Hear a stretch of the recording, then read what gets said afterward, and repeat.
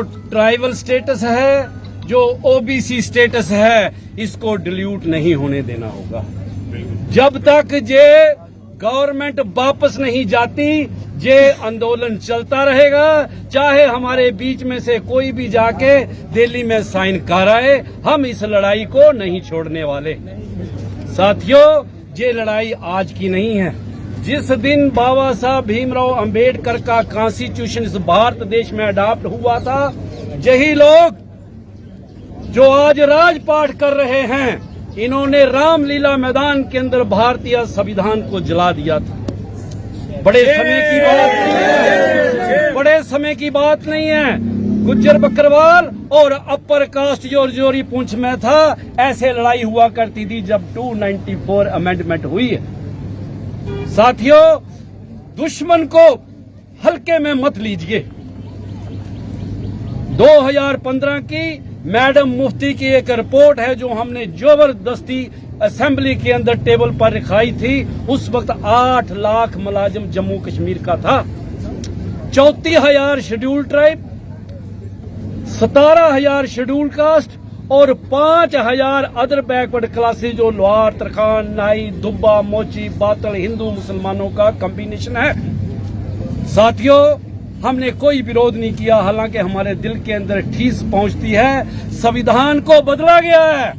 Economical weaker section के नाम पर 10% वो लोग जो जनरल कैटेगरी के आते हैं, जैसे हमारे एडवोकेट ने कहा, उनको इन्होंने रिजर्वेशन 10% दे दिया।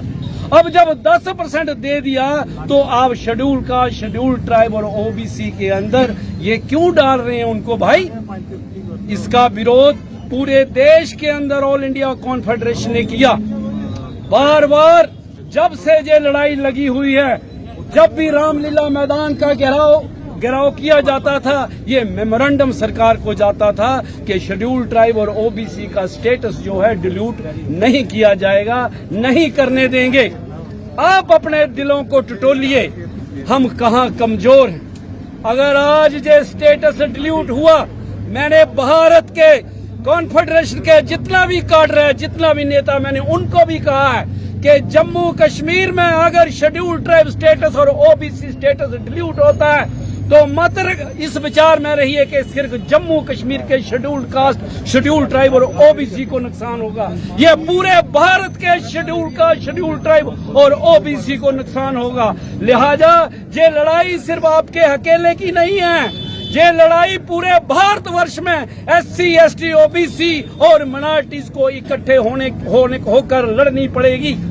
साथियों, हम इस लड़ाई को आखिरी दम तक लड़ेंगे और अगर हम ना लड़ सके तो समझो कि हमारा आने वाला जो यूथ है वो हमें हमेशा कोसता रहेगा कि आप अब के बाद अगर ये हो जाता है तो हमारा कोई इम्प्लाइज नहीं होगा। देख लीजिए सरकारें कैसे इकोनॉमिकल वीकर सेक्शन को उनका बैकलॉग भरा जा रहा है, जबकि हमारा 80 लाख बैकलॉग है इस देश के अंदर SC, ST, OBC का।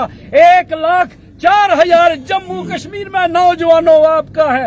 मैंने अभी ये जो कांग्रेस अलाइड बना है, इनके 26 पॉलिटिकल पार्टियों को और इंडिविजुअल लीडर्स को मेल करके, ट्वीट करके कहा है कि इस पार्लियामेंट में अगर ये बिल आता है और आप इसका विरोध नहीं करते हो तो इसका मतलब है कि आप भी बीजेपी के पाले में हो। हम इन पार्टियों को एक्सपोज करेंगे आने वाले दिनों में। जैसे हमारे एडवोकेट ने कहा है, एक हजूम बनाएंगे अपना। हम बड़े ताकतवर लोग हैं। अरे रोल बैक, रोल बैक, अरे roll back, roll back, roll back, roll back. मैं गवर्नमेंट को जिता देना चाहता हूँ। इस जम्मू कश्मीर में हम सब लोगों से ताकतवर लोग हैं, वोट में भी और ताकत में भी। SC, ST, OBC हमारा इतना वोट है कि हम अगर ऐसा हुआ तो रद्दो बदल की बात करेंगे। मेरी अपनी जाती राय है, अब हम इस पॉलिटिकल पार्टी से जो रूल कर रही है कोई बात नहीं करेंगे और हमारा एजेंडा होगा या तो हमारे अधिकार वापस करो जो बात कर रहे हो उसको लामबंद करो, नहीं तो अब तख्ता पलटने की बारी है साथियों। अरे तख्त बदल देंगे, ताज बदल देंगे। अरे तख्त बदल दो, ताज बदल दो। अरे तख्त बदल दो, ताज बदल दो। मेरी उन संगठनों से अपील है जो डॉक्टर अंबेडकर का नाम लेके इस रियासत में और देश में चल रहे हैं, आओ विचार करो और एक हो जाओ और लामबंद लड़ाई लड़ो। ये गवर्नमेंट इतनी ताकतवर नहीं, हमने बार बार इस गवर्नमेंट को झुकाया है। रिजर्वेशन एक्ट 294 की अमेंडमेंट, चाहे इंटर डिस्ट्रिक्ट हो, न्यू रिक्रूटमेंट पॉलिसी हो, ये सारी लड़ाइयां आपने लड़ी है और जीती हैं। अरे ये लड़ाई भी हम जीतेंगे।